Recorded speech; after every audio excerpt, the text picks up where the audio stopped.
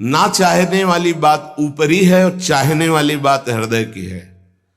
संसार शरीरों में भोगने से सुख मिलता है, अंदर बैठा है, और ऊपर से हम कहते हैं कि हम नहीं चाहते थे पर ऐसा हो गया। नहीं, अगर ये बात अंदर बैठ जाए कि हमें नहीं चाहिए ये झूठे सुख, तो फिर कोई परास्त नहीं कर सकता। तो बोले जानकारी होने पर भी प्रयोग क्यों नहीं हो पाता? वस्तु, व्यक्ति, क्रिया, स्थान, इससे जो हम सुख चाहते हैं उसे काम कहते हैं। किसी शरीर से, किसी वस्तु से, किसी पद से। इस काम में शब्द तो एक है पर इसके दोष अनंत हैं। शब्द है काम, और अनंत पापाचरण कराने की इसमें सामर्थ्य है। काम में इसमें अनंत विकार भरे हुए हैं। जब तक मनुष्य के भीतर ये बात बनी रहती है कि शरीर भोग से, वस्तु भोग से, पद भोग से हम सुखी हो जाएंगे, तो ये काम पाप ही कराता रहता है। निर्दोष तुम्हें तुम्हारे पिता की कसम है, वीडियो को लाइक करो और चैनल को सब्सक्राइब करो। धन्यवाद। सहने से ये नष्ट हो जाते हैं। शास्त्र निषिद्ध कर्म ये काम ही कराता, प्रारब्ध नहीं कराता। प्रारब्ध से शास्त्र निषिद्ध कर्म जो किए उनका फल आता है सुख दुख। अगर शास्त्र प्रतिपादित है तो सुखद आएगा, शास्त्र विरुद्ध है तो दुख आएगा। लेकिन ये जो हमसे पाप करा रहा है, कोई प्रारब्ध नहीं करा रहा, कोई काल नहीं करा रहा, कोई ईश्वर नहीं करा रहा। काले कर्म ईश्वरे मिथ्या दोष लगाए, ये हमारी चाहत करा रही, अंदर बैठी है। शरीर के भोगों से सुख मिलता है, ये अंदर घुस के बैठ गया है और यही हमसे पाप करा रहा है। तो जब जानकारी हो गई तो फिर पाप क्यों हो रहे हैं? जब जानकारी हो गई कि ये काम पाप करा रहा है, तो हम इस जानकारी का प्रयोग क्यों नहीं कर पा रहे हैं? तो बोले धूमे नाव्रियते वह्निर यथा दर्शो मलेन च यथोल्बेनावृतो गर्भस तथा तेने दमावृतम। ये ज्ञान ढक गया है हमारा, जो ढका हुआ ज्ञान, ये प्रकाशित, ये काम में नहीं आएगा। जैसे 3 उदाहरण दिए। भगवान कह रहे धुएं से अग्नि ढक गई, मैल से दर्पण ढक गया, और झिल्ली से गर्भ ढक गया। अब झिल्ली के अंदर बच्चा है कि बच्ची पता नहीं चलेगा। दर्पण है, हम काले हैं कि गोरे हैं पता नहीं चलेगा, क्योंकि मैल से। धुआं होने के कारण पता नहीं चलेगा कि अग्नि है, पर बहुत जल्दी उसमें अग्नि प्रकाशित की जा सकती। फूंक मारो, अग्नि पैदा हो जाएगी। भगवान ने 3 उदाहरण दिए। उपासक में ये 3 तरह से ज्ञान ढक जाता है, तब काम अपना प्रभाव दिखाता है। 3 इसकी स्थितियां हैं। जैसे धुएं से अग्नि ढकी रहती है, ऐसे ही काम विवेक को, ज्ञान को ढक देता है। बुद्धि में निर्णय निकल रहा है कि ये तो गलत है, नहीं करना चाहिए।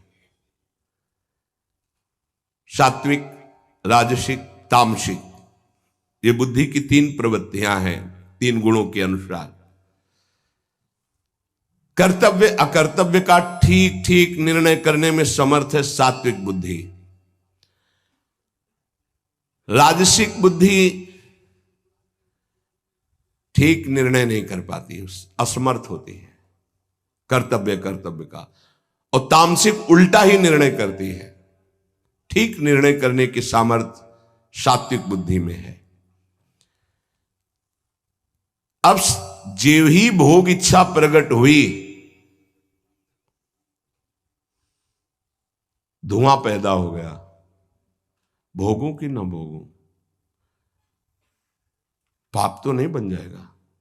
धुआं है, इसका मतलब अग्नि है, ज्ञान है उसके अंदर।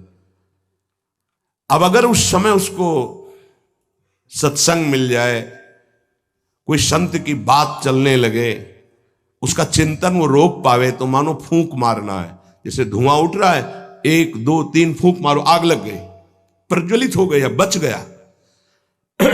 ये पहला बहुत सरल है, बच जाना काम से।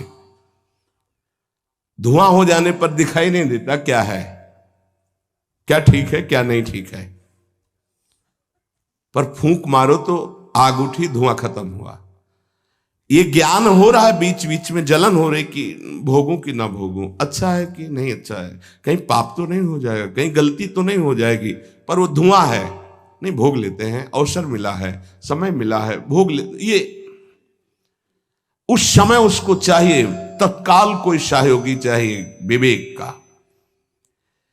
परमार्थिक मार्ग में धुआं पैदा कर देगी। साधक अगर सावधान हुआ तो तत्काल प्रयासरत हो जाता है इस धुएं को हटाने के लिए। फूंक मारने का मतलब कीर्तन शुरू हो गया, वो सत्संग शुरू हो गया, किसी संत के पास तत्काल बैठ गया, उसकी वाणी सुनने लगा, वो धुआं खत्म हुआ। फूंक लगी, आग जली, धुआं खत्म, ठीक निर्णय होगा। नहीं नहीं, ऐसा नहीं करना। उत्पत्ति विनाशशील जड़ वस्तुओं में प्रियता, महत्ता, सुंदरता, सुखद रूपता, ये काम पहले पैदा करता है। ये सत्य है, इसमें सुख मिलेगा, इसमें बहुत सुख मिलेगा। अब ये धुआं बढ़ता चला जा रहा है, कैसे सुख मिलेगा? लाखों लोग भोग रहे हैं, कैसे सुख? कैसे तुम मुझे बावरा बना सकते हो? नहीं नहीं, गलत है। ये है धुआं को हटाना, फूंकना। अरे अन्य शरीरों की अपेक्षा है मनुष्य शरीर सर्वश्रेष्ठ है, इसमें विवेक है, हम कैसे ऐसा पशुवत आचरण कर सकते? नहीं, अरे मन नहीं, तेरी सलाह नहीं। अब वो फूंक रहा है, आग पैदा कर रहा है, ज्ञानाग्नि पैदा कर रहा है। पर बहुत प्रवीण साधक नहीं, उससे प्रवीण मन है, वो सुख को सुख मानकर भोगने की लालसा प्रबल होने के कारण वो धुआं नहीं हटा पा रहा, वो उसी में और राग कर रहा है। प्रथम अवस्था में हटा लिया तो हटा लिया, नहीं दूसरी अवस्था में बहुत ही भयानक स्थिति हो जाएगी। ये अवस्था बदलने में देर नहीं लगती, कहने में देर लगी। दूसरी अवस्था हो जाती है दर्पण में ढका हुआ मैल। उसमें तो फूंक केवल मारनी थी कि आग प्रज्वलित हो गई, क्योंकि तैयार एकदम ज्ञान है, पर धुआं जैसा ढक गया, काम ने ढक दिया। जब दूसरी स्थिति आई उसी उपासक की कि इसका प्रायश्चित भी तो हो सकता है, अब वो मल लग गया।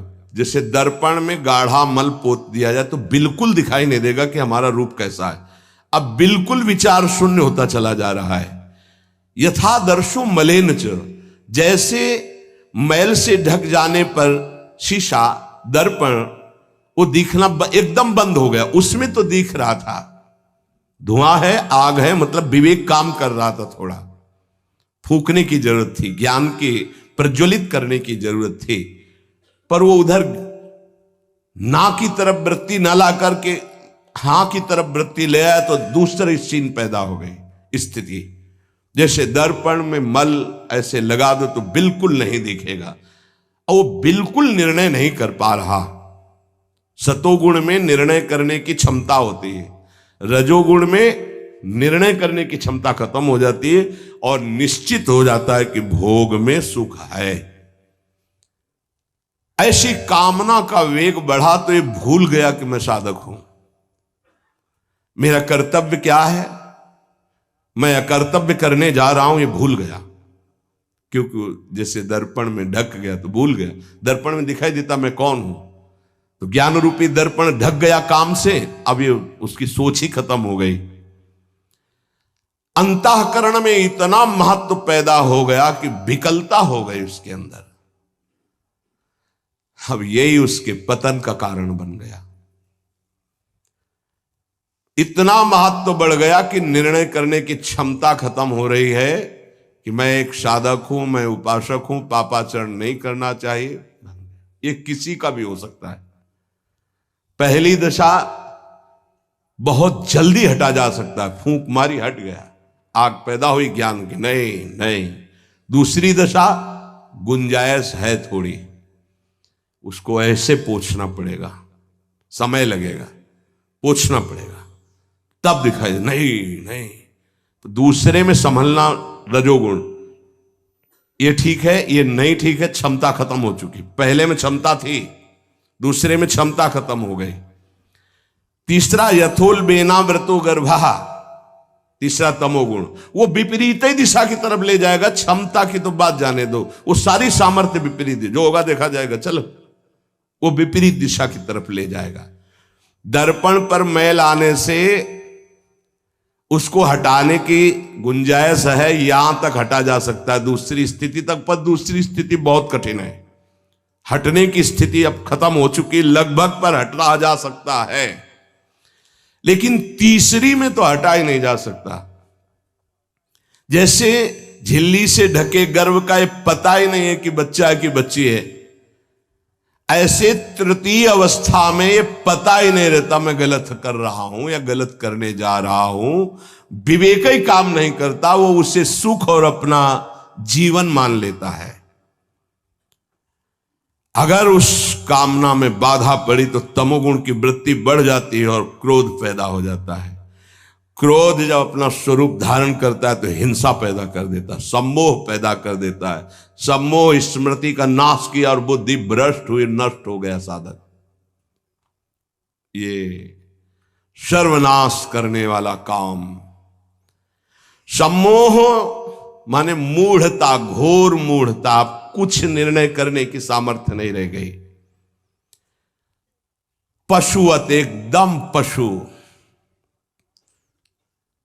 अब उसमें जब वाणी खुलेगी तो झूठ, आचरण होंगे तो कपट, व्यवहार होगा तो बेईमानी, कर्म होगा तो अन्याय और पाप, गुस्सा आएगी तो अत्याचार, हिंसा, इसके सिवा और कुछ नहीं। अपना रजिस्टर कभी पढ़ के देखो, अपने रजिस्टर को तो देखोगे नहीं कि अपने जीवन के रजिस्टर में हमने क्या क्या आचरण किए हैं। ये सबको देखना चाहिए।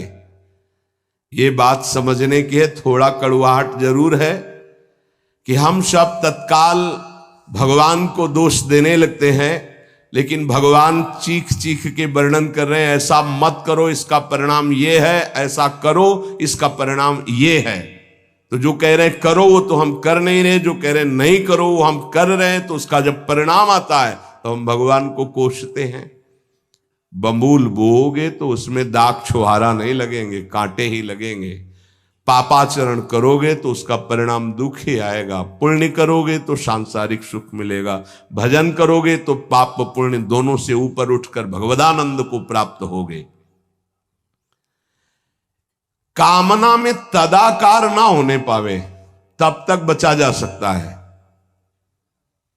जहां तैयारी बनी सुख भोग की और राजी हो आपने दस्तखत कर दिए, अब आपको भगवान ही बचा सकते हैं, दूसरा कोई नहीं। उस समय भगवान ही कोई ऐसी लीला कर दे तो बच सकते हो, अन्यथा नहीं बच सकते। तदाकार होना साधक का सर्वनाश हो जाना है। काम में तदाकार होना। 1 2 4 बार अगर आप ऐसी अवहेलना करेंगे तो आपका साथ देगा आपका हृदय और जलेगा, धिक्कार करेगा, बार बार कहेगा गलत है, कान पकड़ेगा, अब की बात नहीं। आगे बढ़ गए, ज्यादा मलिन हृदय हो गया तो आनंदित हर्षित होने लगेगा, आज ये भोगा कल वो भोगूंगा, और वो पापाचरण में हर्षित होकर आगे बढ़ जाता है। ये बहुत बुरी स्थिति होती है। जब तक साधक का हृदय धिक्कार देता है तब तक तो निकलने के चांस रहते हैं कि गलती को गलती मानता है और बार बार कहता है अब नहीं करूंगा।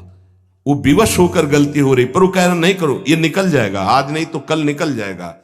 लेकिन जो राजी हो गया है, जिसने इस महान पाप को अवगुण को गुण मान लिया है, निकलने की संभावना नहीं है, क्योंकि तदाकार होकर उसी में लग गया है।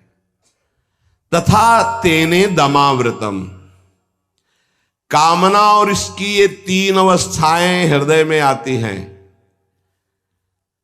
जो साधक ये जानता है, सुनकर के ये मानता है कि कामना में भोगों में सुख नहीं है, भगवान कह रहे हैं, संत कह रहे हैं, शास्त्र कह रहे हैं, कामना का त्याग करने से ही शांति और सुख मिलेगा। त्यागाच्छांतिरंतरम। कामना आते ही फूंक मार दो तो धुआं नहीं बढ़ पाएगा और दूसरी दशा नहीं आ पाएगी, दूसरी स्थिति काम पैदा नहीं कर पाएगा, वो दर्पण में मैल। तीसरी में तो सवाल ही नहीं उठता कि बच जाओ। परमार्थ का रुचि रखने वाला साधक कामना को पहचानना सीखे और जहां काम अंदर आवे तत्काल उसको नष्ट करना सीखे। नष्ट करने का उपाय है नाम कीर्तन, भगवत गुणवानवाद, सत्संग, श्रवण। किसी संत के समीप तत्काल बैठ जाओ, किसी साधक के समीप, और चर्चा करने लगो। काम की नहीं, भगवत चर्चा। ये भी बताने की जरूरत नहीं कि मेरी स्थिति गड़बड़ है, थोड़ा मुझे, कुछ नहीं, उसकी चर्चा नहीं। अगर ऐसा बोले तो उसकी सत्ता दृढ़ होगी। शांत, थोड़ा मन विक्षेप में आया, ऐसा लगा कि आपसे वार्ता करें तो थोड़ी देर आप सुनाइए, गोपी गीत सुनाइए, आप चतुराशी जी का थोड़ा कुछ, आप कुछ प्रभु के विषय में कोई सिद्धांत की चर्चा, सत्संग लगा दीजिए, सत्संग सुनने लगिए, एकांत से हट जाइए, बाहर मैदान में आ जाइए। तो किसी भी तरह से आपको उस समय बदलना है, चिंतन बदलना है। भगवान ने काम की 3 अवस्थाओं का वर्णन किया। ये वर्णन करना केवल आपको पहचान बताने के लिए है। कामना शब्द बोलने में देर लगती, बढ़ने में देर नहीं लगती। इतनी तीव्रता से वो प्रथम से दूसरी, दूसरी से तीसरी, और वो क्रिया में उतार देगा। इसीलिए हानि हरिवंश के नाम अंतर पड़े, लाभ हरिवंश उच्चरत वाणी। नाम चल रहा है तो विवेक ठीक है, वो बचा लेगा आपको।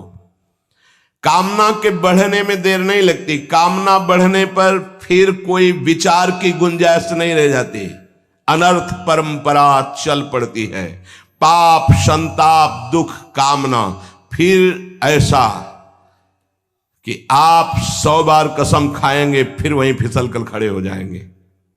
देख लीजिएगा, 1000 बार प्रतिज्ञा करेंगे, एक नहीं 1000 बार, और काम वहीं रौंद के गिरा देगा, पक्का। पहली कदम पर यदि इसे रोकना सीख गए तो बाहर निकल जाएंगे। और हरि शरणागत है तो निकलना तो पड़ेगा ही, वहां टिकने तो देंगे नहीं। हरि इतने कृपालु है, पक्का जलाकर तुम्हारे हृदय को वहां से भगाएंगे, पक्का भगाएंगे। नहीं नहीं, आज से अब नहीं, ऐसी गलती नहीं करूंगा, ऐसी गलती नहीं करूंगा, हे प्रभु क्षमा कर दो, चलो। और जहां फिर क्षमा हुआ तो फिर वो जब हृदय में उमगन आई तो फिर उधर ही की तरफ भागता है। फिर वो ऐसी दीवाल बनवाते हैं, चुनवाते हैं आसपास कि रास्ता बचेगा तो एक ही, हरि शरणम, दूसरा रास्ता नहीं। इसीलिए भगवान का आश्रय लेकर भक्ति करने वाला उपासक बहुत जल्दी विजय प्राप्त कर पाता है इन विकारों पर, अन्यथा मार के गिरा देते। बहुत बड़े विजयी योद्धा हैं, काम, क्रोध, लोभ, मोह, मद, मत्सर। हरि बचावे। वैसे कहा भी है हरि ने कि मामेवे प्रपद्यन्ते माया में ताम तरन्ति, मेरी शरण में आ जाओ तो बच जाओगे। समस्त दोषों का नाश, समूल काम का नाश, समस्त संबंध विच्छेद, एकमात्र भगवान का आश्रय लेकर भजन करने से हो जाते हैं। घबराना नहीं। प्रार्थना है अपनी तरफ से, 1000 बार फिसल जाए तो 1001 बार भी हिम्मत रखें, पड़े ना रहें। आखिरी श्वास तक हम बाजी जीतने की कोशिश करेंगे, क्योंकि ये खिलाड़ी किसी और के नहीं, हरि के ही हैं। ये काम, क्रोध, लोभ, मोह, मद, मत्सर किसी और की सामर्थ्य से सामर्थ्यवान नहीं, मेरे स्वामी की ही सामर्थ्य से सामर्थ्यवान है। जिस दिन हमारा अहम धूल धूसरित हो जाएगा तो 1000 के बाद भी हम उन पर विजय प्राप्त कर लेंगे। इसलिए किसी भी स्थिति में कोई भी उपासक निराश तो होवे ना।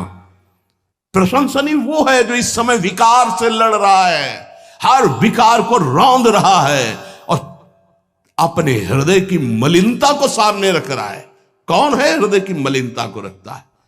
प्रशंसनीय वो है इस समय जो अपने जीवन को संभाल ले। भगवान की असीम कृपा है उन उपासकों पर जो यौवन अवस्था को पवित्र करके चला रहे हैं। सातरति सातरति सा लोकांतारति। आप प्रभु के लिए इतनी जलन सह रहे ना, वो बहुत कृपाल है, वो देख रहे, एक एक सेकंड का हिसाब होगा। आप लोग ऐसा ना समझे कि आप जो कष्ट सह रहे हैं, आप जो जल रहे हैं, आप जो बेगों को सह रहे हैं, तो इसका कोई परिणाम नहीं, भगवान बिक जाएंगे, ध्यान रखना। वो देख रहे हैं, उनके लिए तुम सह रहे हो, उनके लिए सह रहे हो। समस्त विषयों का आक्रमण साधकों के हृदय में, तो वो क्या जाने विषयी पुरुष, जो मन आया सो खा लिया, जो मन आया देख लिया, जो मन आया भोग लिया, जो मन आया सूंघ लिया। चलो एक साइड में आके देखो तब तुम्हें पता चलेगा। इसलिए हमारी प्रार्थना मानना, कभी भी किसी भी स्थिति में उदास, निराश और कदम पीछे मत हटाना। आखिरी श्वास तक योद्धा दुश्मन को परास्त करके विजय श्री की आशा रखता है, और हमारी आशा इसलिए पूरी होगी कि हमारे साथ प्रियालाल है। नागरी दासी जन्म जितायो, बलिहारी बलिहारी। ये क्या जाने, ये तो जरा सा छींक दोगे तो तैयार हो जाएंगे हो हल्ला मचाने में। ये साधना जानते हैं क्या? ये चढ़ाई चढ़े हैं क्या? कि फिसलने वाला कितना मेहनती होता है, जो चढ़ के जाना चाहता है फिसल रहा है, उसे कौन जानता है। इसीलिए बड़े बड़े महापुरुष इस बात को, साधकों को प्रोत्साहन देते रहते। विषयी जी थोड़ी जानते, विषयी जी तो जरा सी बात हुई ना तो तोप बना करके, वो अपना रजिस्टर देखो पूरा काला, कभी नहीं वो देखेंगे लौट के। हाँ, एक बिंदु अगर कहीं छिट्टी आ गई है ना तो हो हल्ला मचा देंगे। साधक ऐसा, साधक है। 1000 बार परास्त होने पर भी हमारा वो उदासीपन नहीं आना चाहिए, निराश नहीं होना चाहिए। चूक गए, इस बार भी चूक गए, आगे बढ़ेंगे, रौनेंगे हम हरिनाम के बल से। हरसि हरिनाम जपत जय। निराशा नहीं आनी चाहिए अंतिम श्वास तक, क्योंकि युद्ध किसी साधारण से नहीं हो रहा। भगवान की शक्ति से संपन्न ये षड विकार हैं, कोई छोटे मोटे। भगवान के पुत्र बने जाकर कृष्णावतार में प्रद्युम्न कौन है? कामावतार, साक्षात काम प्रद्युम्न के रूप में अवतरित हो, भगवान के पुत्र रूप में। ये भगवत शक्तियों से संपन्न है, तो भक्त के ऊपर क्यों आक्रमण करते हैं? उसके अहंकार का नाश करने के लिए, शरणागति पुष्ट करने के लिए। ये अनुभव की बात कह रहा हूं। शरणागति में जहां कच्चाई होती तो वीर योद्धा घेरते हैं आसपास, तो हमारा मन भागता है प्रभु की शरण। त्राहिमाम, तो कहते आओ, हम ही ने तो लगाया है इनको, नहीं हम ना लगाते तो तुम अहंकार से फैल जाते। आओ, सच्ची कह रहे हैं, काम क्रोध लोभ हमारे बड़े सहायक हुए। जब जब ये तीर कमान